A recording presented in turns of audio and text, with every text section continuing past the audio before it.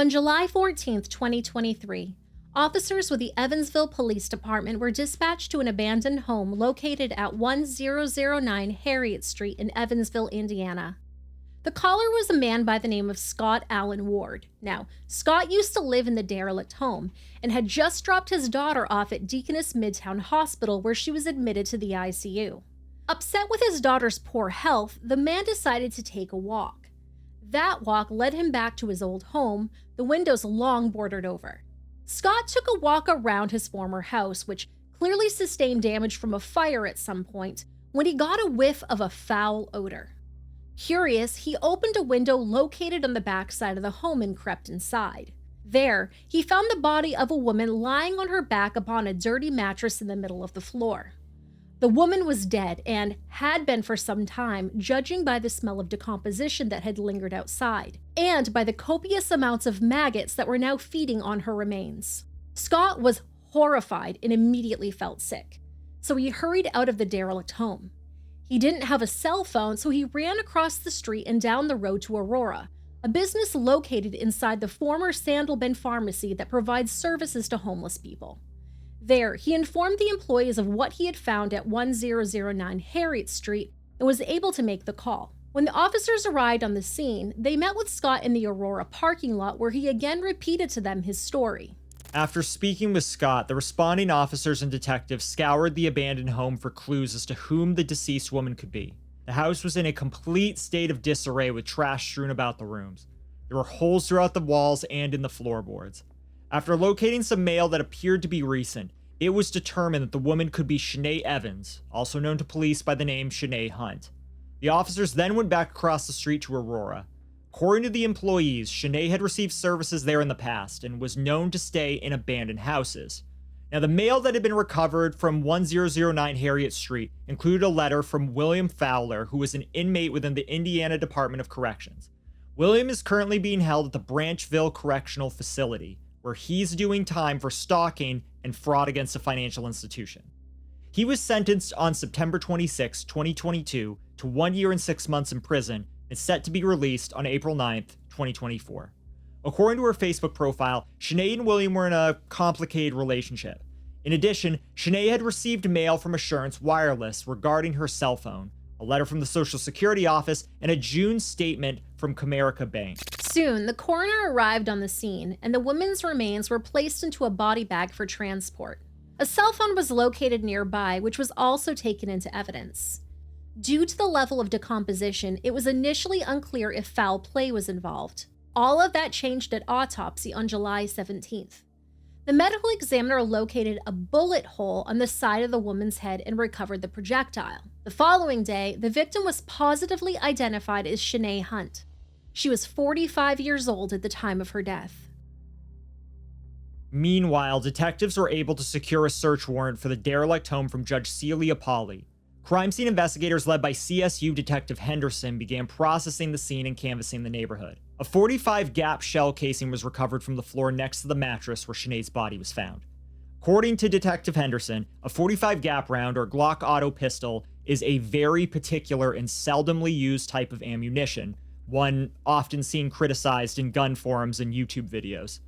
On July 18th, the detectives circled back to Aurora to obtain known addresses for Shanay. They also began canvassing all of the local hotels in the area. Detectives also spoke with an employee at the Huck's gas station who claimed to know Shanay.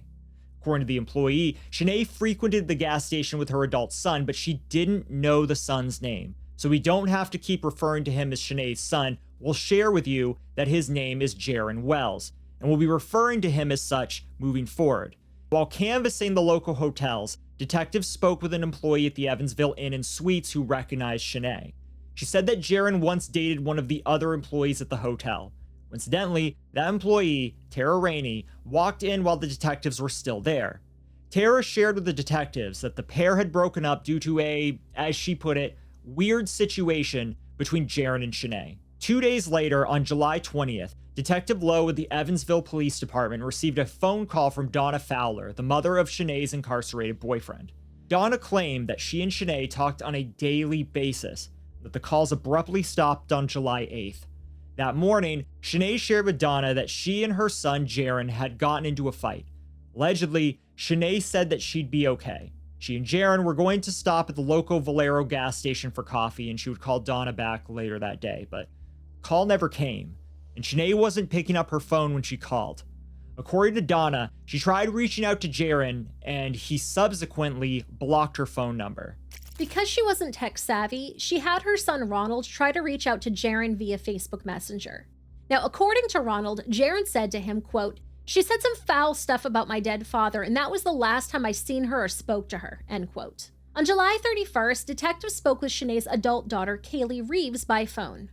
Allegedly, Kaylee had a rocky relationship with her mother and brother and didn't have much contact with them outside of social media. She told the detectives that she knew something was wrong with her mother when she stopped posting on social media. To me, that would be a safe assumption. When I was researching this case, I found no less than 5 Facebook profiles for Shanay. Her final post was on July 7th, 2023. Kaylee went on to share with the detectives that she knew that her mother and brother were homeless and often squatted in vacant homes around Evansville. According to Kaylee, whenever Shanay would come into some money, she would rent a hotel room for the night for her and Jaron. When asked about her brother, Kaylee said that Jaron had been violent and controlling of Shanay in the past. When the pair would get into fights, Jaron would often punch holes in the walls due to his anger issues. She finished by referring to her brother as a bum that lived off of people. Those are her words, not ours. But as soon as the detectives ended their call with Kaylee, she called them right back. Jaron had resurfaced in his sister's DMs to let her know that their mother had passed away.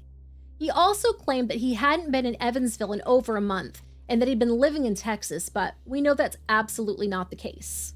All of the witnesses that had come forward thus far who had recent contact with Jaron provided cell phone evidence to the authorities, including screenshots of their conversations. Meanwhile, on August 9th, a search warrant was granted for Jaron's Facebook profile. Inside, the detectives found messages to various women of Jaron showing off his Glock handgun, which, surprise, took 45 gap rounds. In one particularly disturbing message, he wrote the following about someone owing him money. This is a direct quote. "Really thinking about going up the road and blowing his shit back with my 45.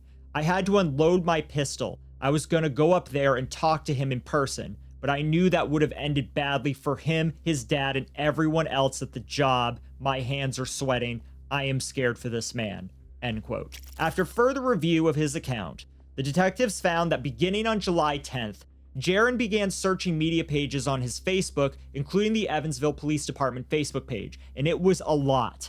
After Shanay's death, Jaron had made over 50 searches in just a 9-day period. On July 28th, Jaron unfriended his mother. This was the same day that News 14 reported that Shanay had been found dead in the abandoned house. Us, I'm Caroline Clapp. We start with breaking news. We now know the name of the person found dead inside a boarded-up home a couple of weeks ago. The Vanderburgh County Coroner's Office identified that person as 45-year-old Shanay Hunt. Police say her body was inside a home on Harriet Street back on July 14th. Police will continue to investigate. The coroner says autopsy results are pending. In addition, it was later discovered through a search warrant obtained for call and location data for Jaron's phone number that on July 8th, 2023, his phone was pinging off a cell phone tower that serviced the home located at 1009 Harriet Street. But where was Jaron? A review of Shanay's bank statements also led the detectives to a storage unit located at 4815 Tippecanoe Drive in Evansville, where a Glock gun case, a rifle, as well as receipts for hotel rooms at America's Best Value Inn were located. Employees at the hotel confirmed that Shanay and Jaron had rented a room on those dates, but Jaron was not there currently. Police narrowed down their search based on some of the Facebook messages that Jaron was having with various women. Apparently, on July 22nd, 2 weeks after he allegedly shot his mother in the head in cold blood, he exchanged messages with a woman named Olivia. In these messages, Olivia stated that she was coming to Evansville to bring him back to Illinois. A quick search for Olivia's Facebook profile shows that she lives in Harrisburg, Illinois.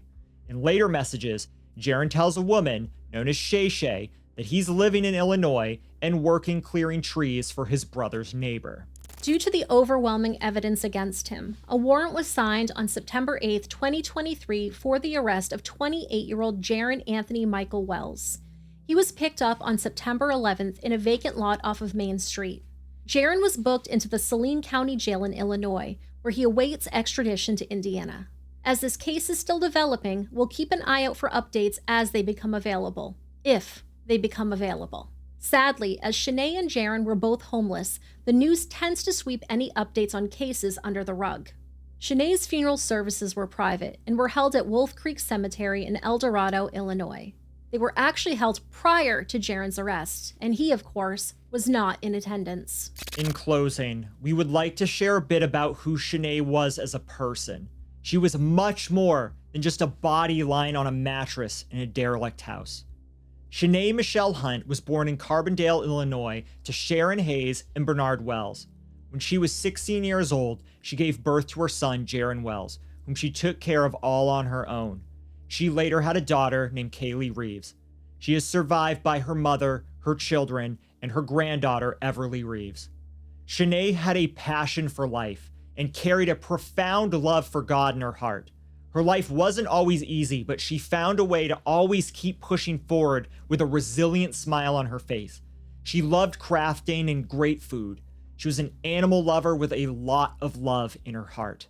She loved good music and was steadfast in her dedication to her family. Though she has passed, her memory lives on in those who loved and cared for her deeply.